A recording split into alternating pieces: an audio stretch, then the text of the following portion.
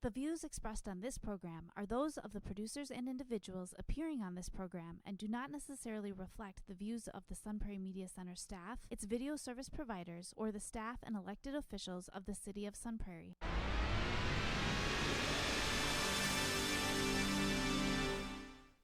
Hello and welcome to Real Reviews. My name is Jameson Rabbit, and this week I am once again joined by my good friend, the host of Sun Prairie News. It's Dan Presser.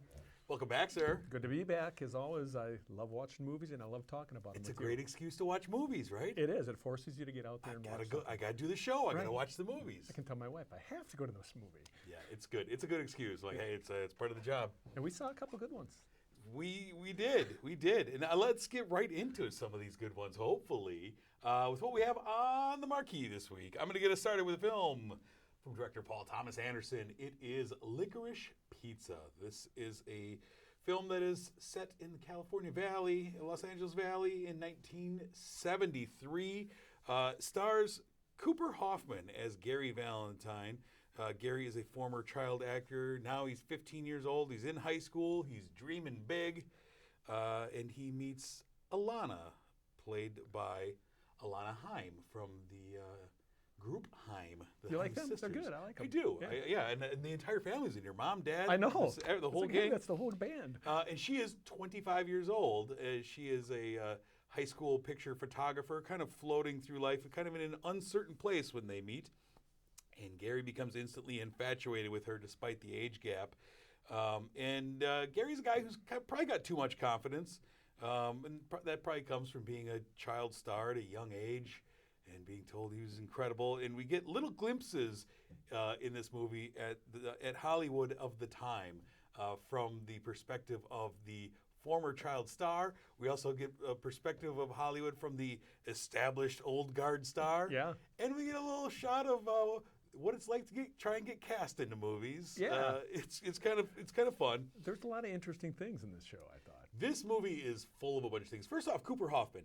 I went into this not knowing anything about the movie. Me neither. Right? I'm watching the movie. I go, this kid's got a real Philip Seymour Hoffman vibe to him. And then I get out and I'm like, he's Philip Seymour Hoffman's son. I did not know that. So you actually thought that, huh? I did. I remember at one point in the movie, there was something he said or a look, and I was like, this kid's got a real Philip Seymour Hoffman vibe to him. And then I come out, I see the name in the credits. I'm like, oh no, it can't be. Yep. I think he's got charisma. It just jumps off the screen at you. Like from the first scene he's in, you're drawn into him. His character, he does a great job with the character, I think, and you wanna watch him. Yeah. You know, he's just like Philip Seymour Hoffman. It's like always a character you wanted to watch. I think he pulls that off in this character, and he's playing a 15-year-old teenage boy in L.A. Yeah. I'm sure he's not that much older than that in real life, but I'm not sure. But it's a neat performance to see as his first really feature film. Yeah. I mean, it's really the first feature for both of the leads. Yeah, which is interesting. And then they fill it out with the cast of who's of just some great cameos in here. But it's kind of like this sweet love story between these two people who have their own coming of age and kind of go through ups and downs, the growing pains of life and feelings for each other. And I really thought that I was surprised that Alana, not having acted really before. Yeah. I thought the bulk of the story kind of rested on her and her journey of discovering who she was through Cooper, right, through Gary. I agree with you. And there was so much imperfection. It was perfectly imperfect, I thought, as are many of Paul Thomas Anderson's movies, where you get those shots, like every shot matters in Paul Thomas Anderson's movies. And I kind of looked at this movie as like Wonder Years meets Boogie Nights. It had that Wonder Years feel to it, kind of, where Hoffman's character kind of is that Kevin character, and he's kind of wrapped up in Alana, just like Kevin was in Winnie Cooper. Of course. I mean, a lot of that felt the same, and I just the time period is so interesting to watch because I grew up in that time period. So you're right there, and that's one of the things about Paul Thomas Anderson's movies is he's able to just like put you there. Yeah, he captures It's 1973. And the thing with this, it's a real departure in tone from most of his movies. Yeah. Right? This is a much more light-hearted affair. You're kind of just on a journey with these people. Right. You're not delving into the depths of things. You know, there's the oil crisis of the time period plays a role in certain sections of this movie. We don't get into the politics. I mean, Paul Thomas Anderson is normally, The Master or Phantom Thread. These are intense movies. This is more like, it felt like a guy who he said this movie, he kind of wanted to make his American Graffiti. Yeah. And this was it also... had that feel, too, Yeah, and he said this was based on stories that were both personal to him and stories that he had been told by another friend. So they're like actual experiences here and there. Okay. And it kind of felt like that. Like you're just sitting around swapping stories with somebody. Like, oh, and then this crazy thing happened. And then this could, because it's like an anthology, this movie, where you just meet these weird cameos. And they don't always link together. Like John Michael Higgins is there... His with Japanese his Japanese restaurant. wives, and I don't want to give it away, and I probably would do a terrible impression, but it's seemingly out of nowhere what he's doing. It's so wrong. It's awful, but I it's laughed funny. out loud both times. So did I. Both of his scenes, and there's a lot of these, and it just feels like here's a story. Oh yeah, I met this guy. Let me tell you about him. Yeah, that had a mockumentary feeling that there in. Not that it was, but just his character in that case felt that way. And there was so many, like you said, so many great little cameo roles or just good roles in general. And you just said it before we went on the air. Bradley Cooper is fast becoming one of my favorite actors of all time because he puts in another great performance. Like when he hit the screen in this one, it was just fun from the word go. There's this whole bit about Barbra Streisand. He's over the top immediately. Right. And that just starts that kind of whole American Graffiti, like running out of gas scene. Like it totally feels like American Graffiti right there. Yeah. And his character just brings a lot of energy to it. And that's a really pivotal scene in the whole movie because Alana, she's at this crossroads in her life, and suddenly she looks and she's this 25-year-old woman sitting on a curb while these 15-year-old boys are trying to put gas in a car and acting like 15-year-old boys. And then Bradley Cooper's character walks by and acts like a 15-year-old boy too by doing something very stupid as well. So it's like, I said men are not really treated very well in this movie, but the 15-year-old boy kind of is. Yeah, yeah. And he gets exposed for kind of who he is. For being a 15-year-old boy. Yeah. There was a lot in here that I really enjoyed. Thought they had really good chemistry. The music is great. It made me miss my childhood waterbed. Did you have a waterbed? Oh, I had a waterbed. It man. made me miss that when the chunk about the water. And that's the thing is like there's just kind of chunks through this movie. Oh, yeah. And as I'm looking back on it days afterwards, I'm remembering little things. And there's so many like even minutia in this movie that kind of gets buried. And so like there's one throwaway scene as he's starting his waterbed business where they go to an early Comic-Con type of thing, fan convention, right? Yep. And there's John C. Reilly in barely a cameo as Herman Munster. It's just like a passing shot. And and it's just him as Herman Munster, not wanting to be there, like, yeah, I'm the real Herman Munster. You guys can't be here right now. Just That was hands great. right by him. That was I had to go back and look at the credits afterwards and go, yeah, it was John C. Reilly. I thought that was hilarious. That like we bring him in, we get him in this makeup for that one shot. That's it. And that whole event itself just kind of says a lot about LA at the time and what it was like. I'm assuming that's kind of stuff was actually happening. Yeah. You had people like Herman Munster, Fred Gwynn, Yeah. who were at the end of their careers doing things like that. And they mentioned Sonny and Cher, and the one guy says, not Sonny. Yeah. Or no Sonny. Yeah.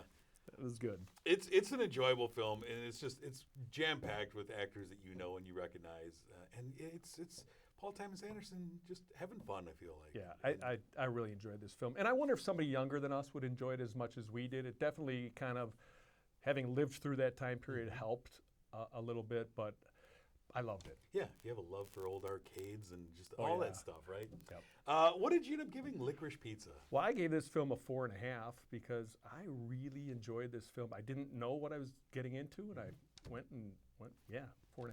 Yeah, that's awesome. I went in with high expectations based on just everything that I did know, director, blah, blah, blah. And it nailed my expectations. I give it 4.5 as well. I mean, just a really, really fun movie, really sweet, and it's a good one for just about everybody. Yeah, I agree. And so our next movie is The Eyes of Tammy Faye, which is, of course, a movie directed by Michael Showalter, and it is the life story, really, of Tammy Faye Baker, of Jim and Tammy Faye Baker fame, based on the documentary of the same name from the early 2000s. It depicts their controversial careers as televangelists, and it follows the rise and fall of their ministry, preaching what was called the prosperity gospel back in the 70s. You know, you didn't have to live in squalor to be a holy person. Sure. And then, you know, it shows their rise through the 70s and 80s, building the world's largest religious broadcasting network, the Praise the Lord Network. And you and I were talking about this before. I actually watched my grandma. Big memories of this. She liked to watch that show. And there was a theme park.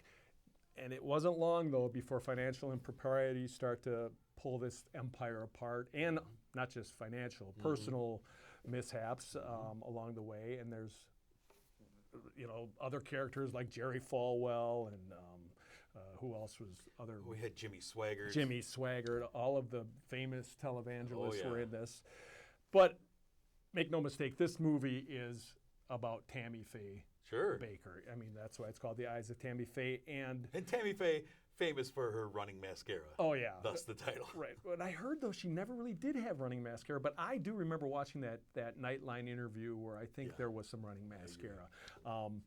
And Jessica Chastain, one of my favorite actors. She does a great job. I mean, I think she really puts in a good performance, and she's the movie. Yeah, she really absolutely. is the movie.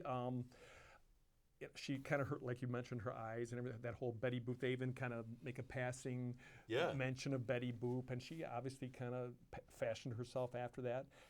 Talks about, you know, her career, her problems with pills, her, you know, she had some infidelity in there as well. Yeah, they both did. They both did. They were not perfect people. Yeah. Nobody is. But I just couldn't get around that this was kind of an apologetic film for Tammy Faye. Yeah. And I just can't.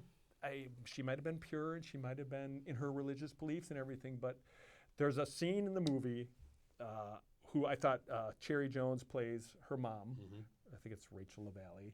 And she says to her, when you follow blindly, all you are in the end is blind. And I think that right there is the whole theme of the movie. That's great. When you follow blindly, you end up blind.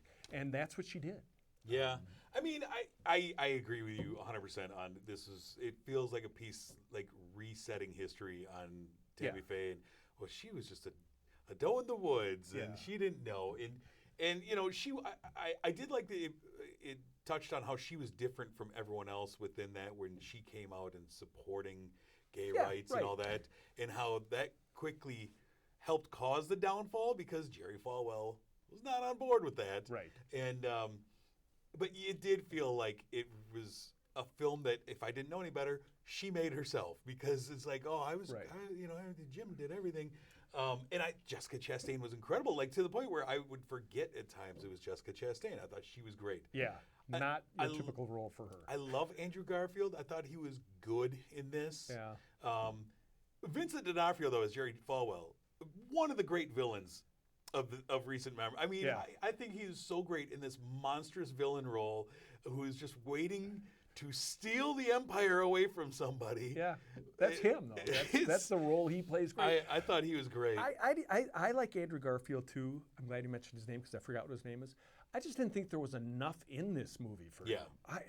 He needed more. He needed more script. There's a lot of meat in there, and I know it was especially about in the second half. It felt like he just kind of disappeared, and there'd be like a little caricature every now and then. So that's kind of why I kind of lost interest in their relationship. Just wasn't enough. I wanted the movie to dig into things a little more, and I didn't feel like they set up that era very well. I mean, because there was a lot of things going on in the televangelist arena at that time. Yeah, good point. I didn't feel like they fully set up that space to make you understand where they sat in here and all the stuff that was swirling around. And it just kind of, and then the relationship started to falter and blah, blah, blah. I was like, okay, there's a lot more to go with this. It scratched the surface. It felt like an after-school movie for adults. Well, and it's directed by Michael Showalter, who was almost strictly a comedic director. The Wet Hot American Summers, all that. Yeah. So at times it did kind of feel like a parody to me. Yeah. I'm like, okay, I see. We're just going for even the graphics, those 70s graphics. Yeah, some of it just felt like, okay, this is kind of just satirical more than it is a straight biopic. Yeah. And so, yeah, it didn't always work for me, but Jessica Chastain, her performance kind of was my true north in this movie, where it just kind of brought me back every time I got way off track. I would have the liked movie to started to get off the rails. Like, she's so good. I agree, and I would have liked to see more of her relationship with her mom, Cherry. You know, the Cherry Jones's character, because I thought she did a nice job too. She kind of brought that foil to Tammy Faye. Yeah. So that was an interesting relationship that I would have liked to see more of, and she's a great actress too. So Absolutely. So what do we end up giving the Eyes of Tammy Faye, sir? I was not very kind to this one. I gave it a 2.5, and I'd probably lean towards a 2. and I only say that because I just thought Jessica Chastain was worth seeing in this movie, but the rest just didn't do much for me. Yeah, you've kind of convinced me now. Sorry. I gave it a very weak 3 stars, mostly for the 2 acting performances that I really enjoyed. It was fine. I actually went into this with fairly high expectations because of the cast. So did I. And was kind of really hoping we'd get something here, and that it fell short on that. But I agree with you. not a high recommend, but it's streaming currently right now over on HBO Max. The documentary is much better, I think. Yeah, I agree with you. I agree. Our next movie, though, sir, is another streaming film over on Netflix. It's a film called The Lost Daughter from writer-director Maggie Gyllenhaal. This stars Olivia Colman as a woman named Lita. She is a woman on a solo vacation out on a beach resort in Greece. Seems to be enjoying the quiet solitude so she can read, maybe do a little work and relax until that solitude is shattered by a large, loud, obnoxious family who sets up next to her. Of course, they're Americans. And at first, she's kind of content to just watch them, monitor them, study some of the dynamics between the parents and the children and husbands and wives, and she's just kind of watching them. But it's when one of the children goes missing, the titular lost daughter, that things kind of kick up a notch. Lita helps this family, this young mother, played by Dakota Johnson. They find the girl. She seems to be a sympathetic character to this frantic mother. Yeah. And that is where the turn comes, as we start to really delve into who Lita is. We see her as a young mother who was overwhelmed by the 2 children she had. She suffered from postpartum depression. She found herself almost resenting her children. And And her husband. And her husband, yes. Yeah. And we're watching a lot of this film is through flashbacks where we have Jessie Buckley playing the young Olivia Colman character. Who's excellent. Yeah. They're both great in everything. Yeah. And this ultimately led to her leaving her family, leaving her children to find happiness in a life that she didn't think was possible with her children in her life.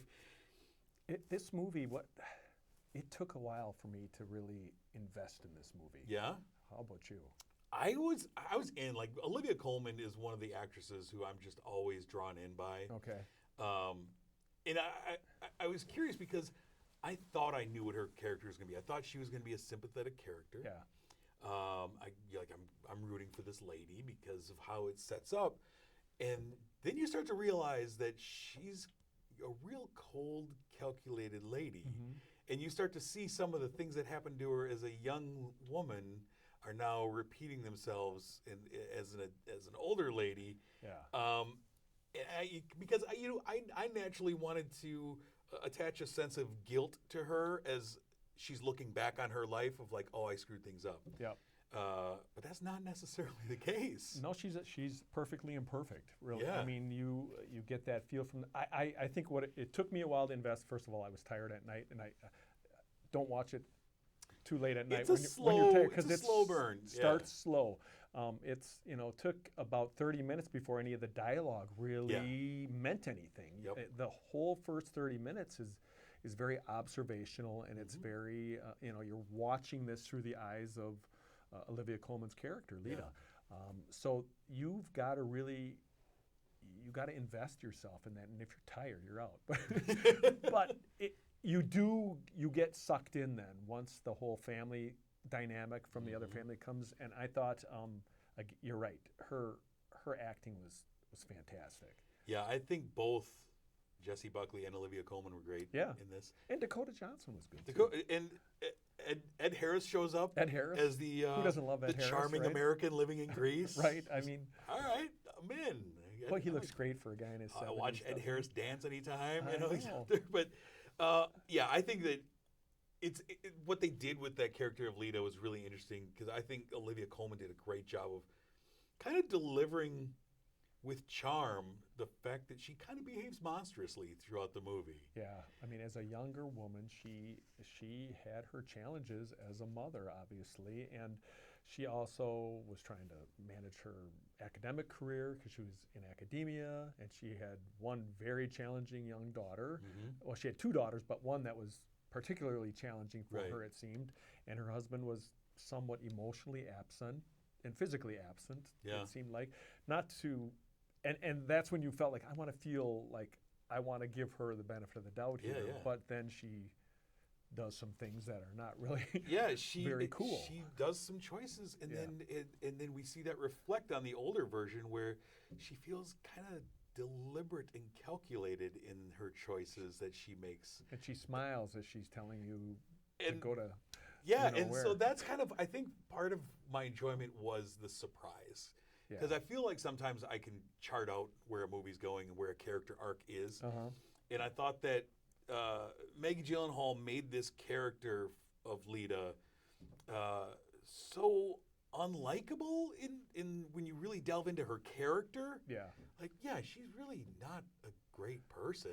No, I wouldn't trust her with my kid. You know, like, but she has so much charm that I was really intrigued by it because she is kind of a complicated person, and a lot of times we don't get complicated characters in movies. Yeah, and there's no happy resolution either. You know, you don't. Yeah, it's tough to reconcile. Everything so at the end. That's why movies like that are hard for me to really love. Just because I'm like one of those Disney guys. I want the happy ending typically, not always, but typically. So in a movie like that, I'm waiting for like, how's it gonna end? And I guess you could convince yourself that it does end nicely, but does it? Yeah. Like, what happens at the end? Do you really know? No. I mean, I don't know. She riled up a bunch of those people on the island. I don't know. So and see, in my personality is I always I find every year I really prefer the dark, depressing movie. Do you really? I don't know. Every time we do a year-end episode, I'm like, oh man, my favorite movie this year was really depressing again. See, and I'm kind of the opposite, where especially people like that. She was definitely a woman who she would talk to people, and she was like a delayed response type of a person, and I want a response right away. That's from a great somebody. pickup. It is too. So there was a lot of that ponderous kind of, and you're like, well, just answer him or answer her. So that's always a challenge for me as a human who likes people to respond to me immediately. Respond to me. So ultimately, what did you end up giving The Lost Daughters, sir? So I ended up giving this a 3, probably much lower than you did, just because. It says right there 3.5. Did I? Oh, 3.5. Sorry. Oh boy. I did say 3.5. That's what I told Mara. Sorry about that. I gave her 3.5 because there was some great performances in this movie. I thought there was some really cool camera work as well. I thought, you got some really tight. I mean, you felt like you were right in her face. Often, and I like that. And I thought the good part about it too was it showed that people aren't perfect. Even though you think you want them to be perfect, they're not perfect. So that was good. But there was maybe just a little too much pondering, meandering. That's fair. Yeah, I give it 4 stars. One of the things that actually surprised me about this movie was I normally can't stand when flashbacks are used to tell too much of a movie when you rely on it. There was a Hugh Jackman movie that came out this year, Reminiscence, where half the movie was him in flashbacks. And I'm like, that's a cheap storytelling technique. Give me the narrative. Don't make me watch his memories. This was almost parallel. It was. It really was. It was almost 50-50. Right. And somehow it worked for me. Normally it doesn't. I liked that in this movie because you learned so much more about her. And part of it is, too, that they had a really good actress to play the younger her. A lot of times they just find somebody. Who's like, just she kind of looks like her, I guess. And they looked alike. So. fine enough. But The Lost Daughter, currently streaming over on Netflix. Both Dan and I say, give it a watch. If you got some time, give it a watch. If you're not watching Book of Boba Fett or something, check it out. Are you watching that? I am, yes. I have to catch up on it from last night, but yes. Let's take a look ahead at what is coming out the weekend of January 14th. We got 3 things we'll be talking about. The newest Scream movie. We're coming back to the Screamiverse. It looks like everybody's back, and now the ghost face killer is coming after everyone. New folks, Courtney Cox, David Arquette, the whole gang. They're there to see if they can stop this crazy killer one more time. How many is this now? I believe this is the 5th one. 5, wow. I did not care for the 4th one, and I'm not sure if I never got that far. care about the 5th one, but it's one of the only things coming out the weekend of January 14th. So I'm guessing a big box office. We also have a Sesame Street movie coming to the big screen, bringing all the gang together with a bunch of modern stars that you might know, or joining their friends over on Sesame Street for a big movie, I guess. I don't know a lot about it, but it's Were you a Sesame Street guy as a kid? I grew up, I grew up in the late 70s, early 80s. I watched Sesame Street and Mr. Rogers every day. Same here. Yep. No doubt about it. I've got my Mr. Rogers sweater today, but I was big, nice. big Sesame Street guy, and I was a little saddened that my kids never really latched onto that. Just doesn't move fast enough for kids to play. It seems like my oldest latched onto Elmo, and that was about it. Yeah. Oh, I love that show, and Mr. Rogers. So good. And then lastly, January 14th, the movie that I believe I've talked about previously on here, but we did not get, is The Tragedy of Macbeth, Joel Coen's feature, which came out Christmas Day in, I think, 2 theaters in the country, but it is coming to, I believe, Apple TV January 14th. Stars Denzel Washington, Frances McDormand, among so many others. I've seen the one trailer over and over again, and it gets me excited every single time. For this one, yeah, I'm looking forward to watching that. I can't wait. So that will be coming to Apple TV on January 14th. Before we move any further, though, we want to thank our sponsor, Marcus Theaters, the Palace here in Sun Prairie.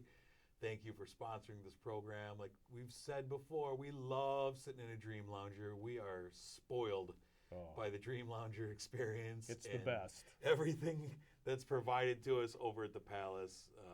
We're very thankful for you sponsoring this program, and it's the best theater in the area. It absolutely is. State of the art, everything. I love it. I'm a big fan. So next week's a fun show. First, we'll be talking about The 355, which will be in theaters. That's the new female espionage movie with a big cast. It does look kind of fun. Jessica Chastain in that. Can't be bad. Should be great. And then another movie that I've mentioned a couple of times is now come into streaming on Amazon Prime. We'll have The Tender Bar, which is George Clooney's directed movie starring Matt Damon or Ben Affleck. Oh my God, I'm that guy now. Aren't they the same? I make fun of people for doing that. But that will be on Amazon Prime. We'll be talking about that. And then I will be joined by Steve Sabatke as we look back on 2021 and we talk about our most disappointing films of the year, and we will each crown our number one single worst movie of 2021. It's always fun to trash bad movies. So you want to tune in for all of that. It's always the a good real time. review stinker, huh? Oh, I love it. Getting to just trash movies, just pull no punches. People worked hard on those movies. I know, and I just eviscerate them. It's great. That's what you put them out there for. They just keep making them, right? It doesn't stop them from making bad movies. No, that's true, and there's a lot of good ones too. So. That there are. And we'll be talking about the good ones after that. Oh, I know. Yeah, I know. Sir, thank you again for Thanks joining for having me. Thanks it's for fun. Watching some movies and chatting with me. Have me again. I love to see the movies. Check out Dan over on the Sun Prairie News. You can watch that each and every week. Yep, every week. I took a little break during the holidays, but we're back at it right now. Outstanding. Check all that out. All right, until next week, I'm Jameson. And I'm Dan. Thanks for watching. Bye.